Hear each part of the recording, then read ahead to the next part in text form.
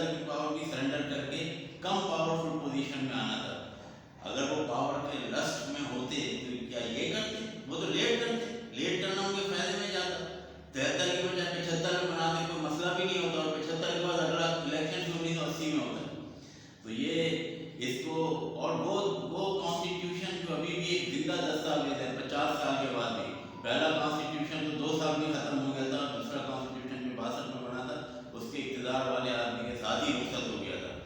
50 साल के बाद भी एक दस्तावेज जिंदा दस्तावेज है जो मुल्क की यूनिटी की गारंटी जमानत है, और आप उसको बस कह के छोड़ देंगे भाई इतना ही काम, आपकी मर्जी है जनाब, जिसके खिलाफ हो जाए तो उसको सलाह से बोलें, जिसके फेवर में हो जाए तो कुछ भी बोले।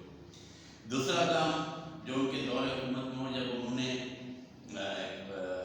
न्यूक्लियर प्रोग्राम शुरू किया। न्यूक्लियर प्रोग्राम जैसे बड़े प्रोग्राम के लिए सबसे अहम चीज़ पॉलिटिकल विल होती है, ये आप जान लें। बाकी साइंस और दूसरी चीज़ें बाद में आती हैं, उनकी पॉलिटिकल विल थी, और जिसने पूरे मुल्क को मुत्तहिद किया, पूरा मुल्क उस निज़ाम के पीछे और उसको एक्वायर करने के पीछे है। इस वजह से वो बनाने के काबिल हम हो गए। न्यूक्लियर प्लान उसकी उन्हीं के जो हम एहसानमंद हैं। तीसरी बात, उन्होंने ह्यूमन रिसोर्स एक्सपोर्ट की, उन्हीं के ज़माने से शुरू हुई थी, और उन्होंने पाकिस्तानी फ़ौज के 2 डिप या कुछ ज़्यादा या कम सऊदी अरब को डिप्यूट किए। एक फ़ौज जो 1971 में शिकस्त खा चुकी थी, उसके बावजूद भी वो 2 डिप उनको देने में, हमारी फ़ौज को उनको डिफेंस के लिए देने पे मजबूर किया। एक छोटी बात है।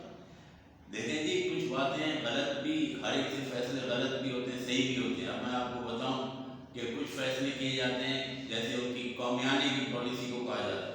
भाई कौमियाने की पॉलिसी में उस ज़माने में वर्ल्ड में ट्रेंड चल रहा था, उनकी नीयत की क्या खराबी थी, ज़रा ये बता दें। फैसला वैसे तो ऐसा गलत भी साबित नहीं हुआ कि मुल्क के जो तरक्की की शरह थी वो बरकरार थी। एक ऐसा मुल्क जो 71 में टूटा और उसकी तरक्की की शरह बरकरार रह गई, कोई छोटी बात नहीं है, वो अच्छी तरक्की की शरह पे चल रहा था। उसके बाद 1977 में उन्होंने 5 साल से पहले असेंबली तोड़ दी।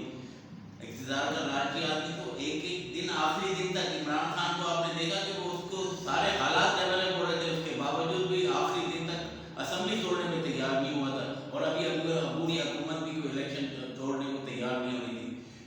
These are the points we clarify। वो कह रहा, वो उसका मकसद था कि ताकत का सरचश्मा अवाम है और अवाम से हम जाके राय लें।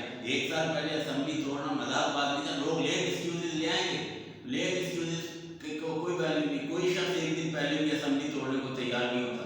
ताकत की आपको जो के अंदर लालच होती है, हमीज होती है, वो 1 घंटा पहले नहीं तोड़ेगा। उसने 1 साल पहले असेंबली तोड़ी, वो कॉन्स्टिट्यूशन ही लेट कर देता है, तो इसके लिए कोई मसला थोड़ी था। समझे, मैं सिर्फ आपको रैशनल थिंकिंग पर ला रहा हूँ, आप उसकी फेवर में आए ना आए, रैशनल थिंकिंग पर आ रहे हैं बस। Thank you very much.